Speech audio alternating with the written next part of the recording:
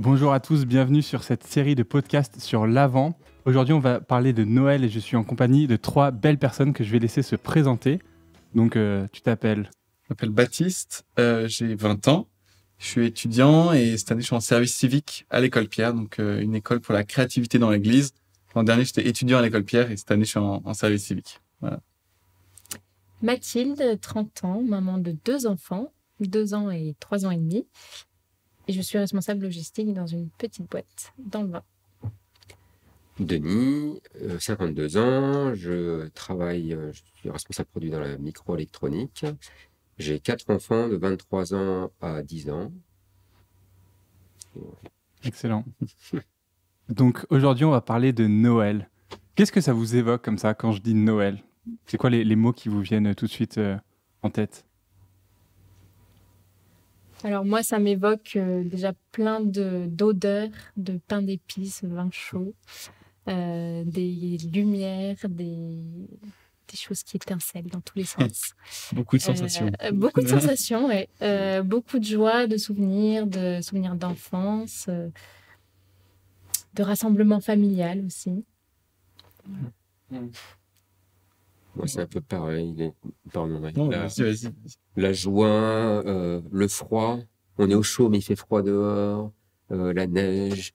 J'ai passé mon enfance en Alsace, donc les petits gâteaux au pain d'épices. L'odeur du vin chaud et non pas le goût parce que je n'en bois pas, mais voilà, Est-ce que c'est pas bon? Non, je sais pas. Ouais, effectivement, toutes ces choses-là, une espèce de joie qui foisonne pour les papilles, pour les yeux, pour les oreilles avec les chansons de Noël. Ouais, c'est ça. Je vais reprendre les mêmes mots. Hein. Pour moi, c'est très rituel. J'ai l'impression voilà quoi, c'est des odeurs, c'est des choses qu'on voit chaque année, des chansons qu'on réentend chaque année. Moi, on a vraiment ce rituel. Typiquement, les chansons. On a un livre de chansons qui s'appelle les Noëls du monde ou quelque chose comme ça. Et t'as une petite voix qui commence le début de la musique qui fait un Noël suédois. Et là, on a un suédois qui arrive, puis un Noël français. Et puis là, c'est un chant de Noël en français. Pour moi, c'est chaque année, on peut pas le rater, quoi. C'est le matin de Noël, le 25. On met... Excusez-moi. Je prends un peu d'eau. Ça veut dire que tu es capable de nous chanter un chant de Noël en suédois. C'est ça. Après, un petit coup de calva, manifestement. Oui. Il suffit que je bois un peu d'eau et là, je chante en suédois tout de suite. Non, oui, désolé. Je sais pas ce qui s'est passé. Mais ouais, non, on a pour moi, c'est à chaque fois les mêmes petites choses, quoi, les mêmes chants qu'on retrouve, les mêmes odeurs. Ouais, c'est un peu ce truc-là. Alors, Baptiste, t'as quand même mis les pieds dans un sujet très important. Tu as dit, on fête Noël le 25 au matin. Mesdames et messieurs, quand fêtez-vous Noël? La fête de Noël, c'est l'ouverture des cadeaux. Ah, on ouvre quand les cadeaux? Non. Parce que pour moi, on fête Noël pendant environ 4 jours. Mais du 23 au 26. On reste à peu près 102 heures à table. C'est quand pour vous Noël? C'est quoi le point culminant comme ça de Noël? Pour vous, c'est à quel moment? Pour moi, le point culminant de Noël, c'est le 24 décembre au soir, la messe de Noël, la naissance de Jésus. On est tous en communauté. Voilà. Noël, pour moi, c'est ça. Mais tu as raison, ça continue. Là, cette fameuse joie de Noël, c'est pas ce moment-là où on mange les pains d'épices, etc. On rentre à la maison. Nous, la tradition avec les enfants, on rentre à la maison. Bon, il est 1 heure pas possible, donc on prend un chocolat chaud, on mange des croissants. Il y a que des viennoiseries à manger. Il y a pas de vrai repas à minuit. On n'est pas fou quand même. On veut dormir un peu. C'est un grand goûter. Et après, le lendemain matin, effectivement, la fête, les cadeaux. Donc tu ouvres les cadeaux le 25 au matin. On ouvre les cadeaux le 25, ouais. Ah ouais. Ouais. Et je sais que il y a différentes façons de faire, mais il y en a qui les ouvrent le soir. Mais non, parce que bon, il faut qu'ils puissent jouer après. Avec. Je comprends pas les gens qui ouvrent le 24 au soir. J'ai l'impression qu'ils sont en majorité, mais moi, j'ouvre le 25 au matin. Ça permet d'après jouer toute la journée avec. C'est bien. Vous savez comment chez vous? Nous, c'est pareil. C'est le 25 au matin. Et effectivement, le 24 au soir, après la messe, pareil, c'est un grand festin de viennoiserie, chocolat chaud, maison en pain d'épices maison. Ça, très important chez nous. Donc, il y a la construction de la maison et la décoration. C'est ça qui est le plus important. On colle des bonbons dans tous les sens. Et ça, vous le faites le 24. Et ça, on le fait le 24, le 24 avant la Ouais, messe. d'accord. Et donc, pour moi, Noël, c'est un peu avant la messe quand même. Parce que Ouais, c'est- Ah oui. la préparation de la maison au pain d'épices, c'est très important. C'est très, très ritualisé. Et ça fait partie de Noël pour moi. Mais en fait, voilà, c'est tous ces événements qui nous amènent à pouvoir manger la maison en pain d'épices, donc il faut l'avoir faite, ouvrir les cadeaux. Après, il y a un petit peu des mélanges aussi. Pour préparer les cadeaux, nous, voilà, les enfants viennent, et puis avant d'aller se coucher, on met les chaussures. Bien On sûr. a la chance d'avoir une cheminée, donc devant la cheminée. On laisse une mandarine, on laisse un gâteau pour le Père Noël, un verre de lait pour le Père Noël, une carotte pour le renne. Ah oui. On met de la Encore farine aujourd'hui. parce qu'il faut choper le Père Noël devant. On met de la farine partout par terre. C'est toute une pièce de théâtre. Je Le lendemain, il y a des cadeaux partout dans des hôtes. Il y a des hôtes au nom des enfants là et puis ça déborde. Adopte-moi, adopte-moi. On est un peu des photos, déco et tout. Je vais des photos. Ouais. Et puis il y a Je vais venir chez toi. deux pas. Et ce Gougnac, il en a mis partout dans le couloir et tout. C'est Voilà. fou. Et puis ouais, non vraiment, on fait ça. On y est déjà. Puis le gâteau a été mangé, la carotte a été mangée. C'est ouais. Ah ouais. Ah ouais. Ah bah c'est sérieux. Le Père Noël existe. Ouais, alors. le Père Noël existe vraiment. Non seulement il existe, mais ça m'est arrivé de le voir. Alors de loin parce qu'il partait. Ouais. Ah ouais. Je l'ai vu. Ah ouais. Mais je pensais être en minorité en disant ouvrir les cadeaux le 25 au matin, parce que j'ai l'impression, enfin moi dans mon entourage, les personnes ouvraient le 24 au soir, j'ai l'impression. Ouais. C'est parce qu'ils allaient pas à la messe. Et donc je pense que quand tu veux pas à la messe, t'as Ah, plus peut-être. de temps pour jouer avec tes cadeaux le 24 au soir. Alors, nous, ça a été un grand débat dans ma famille enfant, parce que mon père ouvrait le 24 au soir, ma maman le 25 au matin. Et du coup, on a souvent fait une année le 24 au soir, une année quand on alternait, le 25 au matin. Ah ouais. Et jusqu'au moment où tous les enfants ont dit non, c'est mieux le 25 au matin. Et Je suis d'accord. voilà, on C'est a tranché. curieux, moi, j'en Mais il y a fais eu un gros débat. Il aurait pu y avoir une autre proposition. On fait des cadeaux le 24 et le 25. Et le 25, ben bien sûr. Comme ça, non. La moitié de la famille le 24. Mauvaise négociation. Encore pire. On va mettre sur le Ah tapis. ouais. Mais le 24 au soir, vous l'avez dit, on est quand même, pour la plus grande partie d'entre nous, peut-être à la messe, et il fait nuit. Peut-être le changement d'heure est une bonne chose pour ça, même si c'est quelques semaines avant, mais il fait déjà nuit, l'église est dans le noir. En tout cas, à l'église Lyon-Centre, souvent c'est dans le noir. On a peut-être... voilà, il y a peu de lumière, et en même temps, il y a une lumière comme ça qui arrive. C'est Jésus, la lumière du monde. Qu'est-ce que ça vous évoque, ça, Jésus, lumière du monde, Jésus qui naît, cette lumière qui arrive dans le monde? Ouais, un peu plus spirituel peut-être comme question, mais pour vous, ça vous évoque quoi? Enfin, c'est une lumière et une chaleur, en fait, à la fois.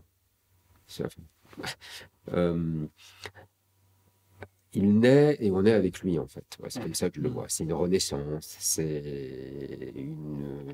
une énergie formidable qui arrive, et qui nous lance. C'est pour ça que je disais tout à l'heure que pour moi, Noël, en tout cas le point culminant de Noël, c'est, pour moi, hein, c'est très personnel, pendant la messe, et voilà, et on célèbre en fait la naissance de Jésus. Évidemment, Noël continue après pour toutes les raisons qu'on a évoquées, et puis le fait d'être en famille, d'être en communauté, etc. Mais voilà, oui, lumière du monde, comme tu le disais.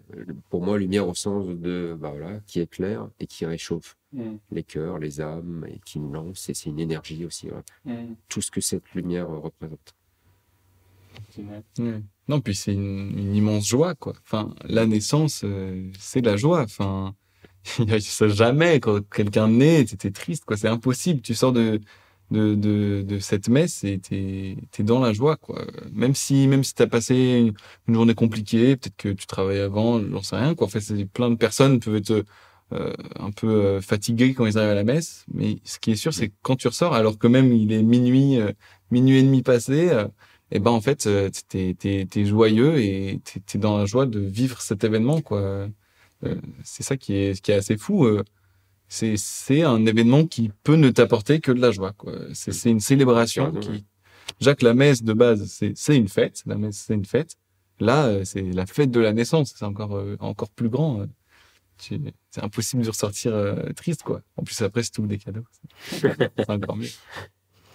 Moi, je sais qu'il y a la joie et je ressens aussi souvent de la fascination sur ce moment de Noël où on voit Marie avec son gros ventre qui arrive, elle sait pas où elle va accoucher et elle se retrouve dans une étable. Alors moi qui ai vécu 2 accouchements, voilà, j'étais bien finalement à la maternité et je me suis souvent pas appropriée mais mis à la place de Marie et Joseph qui déjà accueillir la vie pour la première fois, c'est un grand mystère. On ne sait pas comment on va s'y prendre, on ne sait pas ce qui va se passer tout simplement. Et là en plus ils sont pas chez eux, ils sont dans une étable, il y avait plus que ça à leur disposition. Et du coup, je ressens souvent cette fascination de waouh, quel courage, quel abandon, et quelle simplicité de donner la vie juste là où elle pouvait. Et elle donne la vie et pas à n'importe qui, au sauveur du monde. Et oui, du coup, il y a cet émerveillement et fascination de Dieu s'est fait homme de cette manière la plus humble possible pour nous éclairer. Et là, je te rejoins dans la lumière, la chaleur. Donc voilà, il y a un côté magique au-delà de la naissance de Dieu a décidé de naître ainsi pour nous et il n'y a rien de plus beau, quoi. Ouais, c'est vrai que c'est fort. Dieu s'incarne en chair et en os dans un petit corps comme ça, un petit bébé. C'est Jésus. C'est vrai que j'ai un petit de 3 mois et je me dis, il est tellement dépendant en fait. Dieu s'est rendu comme ça dépendant en la personne de Jésus en étant un petit être. Comment ça vous touche, cette incarnation de Dieu dans une chair humaine? Comment ça vous touche dans votre foi? Comment ça vous inspire? Spécialement cette naissance en fait qu'on célèbre à Noël. Pour moi, le fait que Dieu ait vécu toutes les étapes de notre vie, d'une vie que de la nôtre, ça le rend encore plus personnel, encore plus proche de nous. En tout cas, je parle de moi, encore plus proche de moi. Ça veut dire qu'il est vécu par toutes les souffrances, par toutes les doutes peut-être que moi je peux vivre aussi. Alors, on n'a pas vécu, on ne vit pas dans les mêmes époques, mais n'empêche. Donc, ça le rend encore plus accessible et proche de moi, finalement. Ouais, ça le rend humain, quoi. Ça le rend super, ça le rend vraiment humain. Et Noël, c'est la fête de l'humanité, quoi. On se retrouve entre hommes, on se retrouve tous ensemble. Et en fait, la joie qui est Noël, c'est la joie de se retrouver ensemble, quoi, en tant qu'humain, en tant que famille. Et en fait, on se retrouve aussi à retrouver Dieu, en fait, humain, quoi. Enfin, c'est une chance inouïe. Et je pense qu'on se rend pas compte, en fait, de ce que c'est, mine de rien. Mais ouais, Dieu s'est fait homme pour fêter avec nous, quoi. Enfin, il vient fêter avec nous. Voilà, il y a mon père, il y a mes sœurs, il y a ma mère et il y a Jésus, quoi. Enfin, il y a Dieu qui s'est fait homme. C'est ouf, quoi. Pour un peu ce que vous dites, en fait, c'est son incarnation le rend proche. Voilà, il le rend comme il est. Il s'est fait, voilà, comme nous, tu l'as si bien dit. Voilà. Et comme il est proche, il est accessible. Presque à le toucher, en fait. Et d'ailleurs, on le touche puisque moi, je l'imagine dans ce moment de Noël posé à nouveau devant nous. Tu vois, il est là, il est disponible comme il le fait chaque jour, en fait. Parce que finalement, c'est ça, ma vie de foi avec Jésus, c'est nous, on s'éloigne. Enfin, pardon, je parlais de moi. Mais je m'éloigne, souvent. Tout en sachant que lui, il est toujours là. Alors, plus je m'éloigne, plus il est à côté. C'est un peu comme, on a l'impression qu'on s'éloigne. Mais en fait, on s'éloigne pas, on tourne le regard. Fuis-moi, je te suis. Ouais, c'est ça, tu vois. On est irrémédiable. Il est éternellement offert, sans condition, sans jugement, c'est ça qui est formidable. Et cette naissance, pour moi, c'est un rappel de cette évidence. Et en plus, c'est un rappel de la puissance de cette évidence parce que quand on se retrouve tous ensemble à l'église, en train de chanter, danser, célébrer, avec souvent des membres de la famille. Enfin, c'est quand même une de ces fêtes catholiques où on se retrouve en famille et on n'est pas tous au même moment de sa vie de foi. On peut être avec voilà, des amis, des frères et sœurs, je ne sais qui sont là et qui ils sont là parce que justement on se rassemble en famille, on n'est pas forcément tous croyants, mais pourtant on est tous là. Et puis bon, quand tout le monde danse, tout le monde chante, la joie elle est quand même communicative. Peut-être que chacun le vit à son niveau, mais on reste tous ensemble. Et voilà, c'est la puissance de Jésus aussi pour moi ça. J'aime bien quand tu disais que c'est le moment où on le touche. Ouais, c'est vrai, quoi. C'est drôle, mais c'est très souvent à la messe, on le représente soit avec un vrai bébé, soit avec une poupée, mais il y a vraiment quelqu'un qui l'a dans les mains et qui le dépose dans le mangeoire. Et même, même dans la crèche avec les santons, c'est le moment où t'es impatient, tu vas le chercher enfin, tu sais très bien où il est depuis un mois, tu n'attends qu'une chose, c'est de le prendre et tu le déballes et il est tout petit, et tu le mets enfin. C'est vraiment un moment où tu le touches, t'es en contact avec lui, il y a un truc très réel, quoi. Ouais, Parce qu'on aime représenter aussi, je pense, pour se rappeler, en tant qu'humain, on aime bien représenter les choses et là, c'est réel, quoi. On a une poupée, on a un petit santon, on a quelque chose où on le voit. Et ça concrétise le fait que Dieu a besoin de nous. Et là, c'est un enfant vulnérable, tu le disais, qui est complètement dépendant. Et en fait, il a besoin de nous. Et Dieu a besoin de nous aussi au quotidien. Et là c'est une relation... je peux dire quand je dis que Dieu a besoin de nous, mais il peut pas aimer tout seul, quoi. C'est ça que je veux dire. Du coup, il a besoin d'un répondant en quelque sorte. Et là, clairement, c'est un enfant qui a besoin des hommes. Là, c'est Marie et Joseph qui sont les plus proches de lui. Mais si on le rapporte à notre temps actuel, il a besoin de nous. Il a besoin qu'on le porte, quoi. Et par rapport à voilà, Noël, ça arrive dans quelques semaines. Qu'est-ce que vous souhaitez pour ce Noël 2022 ? Qu'est-ce que vous avez envie de vivre peut-être différemment par rapport au Noël précédent ? Voilà, qu'est-ce que vous souhaitez peut-être d'unique pour ce Noël-là ? Quelle est peut-être la grâce que vous avez envie de demander Moi, je veux bien commencer, ça va être très simple. Moi, le Noël dernier, je l'ai vécu confiné. Parce que c'était le Covid et c'était très triste, mais j'ai eu le Covid pendant Noël en fait. Et je voulais vraiment pas contaminer toute ma famille, c'est normal. Et du coup, je suis resté on vivait dans la même maison avec mes parents et c'est évidemment un moment où toutes mes sœurs reviennent et on vit ensemble. Et du coup, je crois qu'il y en avait une qui était rentrée, mais deux qui étaient restées à Paris. Moi, je vivais dans ma chambre et donc c'était un peu dur, normal, c'était pas très drôle. Mais on a quand même vécu un peu Noël en distanciel. Je crois qu'on a une capture d'écran d'un de mes téléphones ou d'ordi. On a nos 6 têtes comme ça réparties un peu. Et mes parents qui étaient dans le salon en bas, mais je voulais pas risquer tout ça. Donc c'était un drôle de Noël confiné. Mais je sentais c'était la première fois. Je pense que c'était la première fois depuis que j'étais né. Je pense que depuis qu'on est tous nés dans ma famille, que Noël était différent, qu'on se retrouvait pas à Noël, quoi. Ce que j'ai envie de me souhaiter pour ce Noël, c'est juste de se retrouver en famille. Et je pense que c'est ce qu'on souhaite tous. On se rend compte, chaque année ça arrive, on se retrouve tout le temps en famille, généralement, et on se rend compte que quand ça n'arrive pas, ça nous manque vraiment, quoi. Même si j'avais bien mangé, même si j'avais un peu rigolé avec ma famille à distance, ça manque de se serrer dans les bras, de se faire passer une assiette, tout simplement. Donc voilà, de se retrouver en famille, quoi. Okay, ouais. Quand on perd ça une année, on se rend compte que c'est très essentiel l'année d'après, quoi.